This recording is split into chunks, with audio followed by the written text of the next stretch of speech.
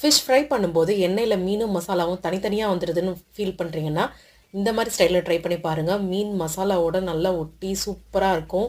கண்டிப்பாக இந்த மாதிரி ட்ரை பண்ணி பாருங்கள். நான் இன்றைக்கி சங்கரா மீன் எடுத்திருக்கேன். இது தயிர் உப்பு போட்டு நல்லா வாஷ் பண்ணி எடுத்து வச்சுருக்கேன். இப்போ இது மசாலா அரைக்கிறதுக்கு 5-6 சின்ன வெங்காயம், பூண்டு, ஒரு துண்டு இஞ்சி, ஒரு கொத்து கருவேப்பிலை, 2 ஸ்பூன் மிளகாத்தூள், 1 ஸ்பூன் மல்லித்தூள், 1 ஸ்பூன் மஞ்சள் தூள், இதோட 1 ஸ்பூன் சோம்பு, 1 ஸ்பூன் அளவுக்கு அரிசி மாவு, 1/2 ஸ்பூன் உப்பு, அப்புறம் 2 ஸ்பூன் எண்ணெயும் சேர்த்துக்கோங்க. இது எல்லாத்தையும் சேர்த்து நல்லா அரைச்சிட்டு ஒவ்வொரு மீனையும் தனியாக தடவி வச்சுருங்க.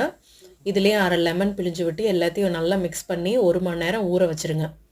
நீங்கள் மதியம் ஃப்ரை பண்ணுறீங்கன்னா மார்னிங்கே கூட ஊற வச்சிடலாம். நல்லா ஊற ஃப்ரெஷ் இன்னும் நல்லா டேஸ்ட்டாக இருக்கும். இப்போ நான் அதை அப்படியே எண்ணெயில் 2 பொரிச்சு எடுத்துக்கிறேன். இது பாருங்கள், மசாலா எண்ணெயில் உதிராமல் மீன்லேயும் நல்லா ஒட்டி நம்மளோட கடாயிலையும் ஒட்டாமல் சூப்பராக வந்திருக்கு. உள்ள மீனும் நல்ல சாஃப்டாக இருந்தது. கண்டிப்பாக இந்த மாதிரி ட்ரை பண்ணி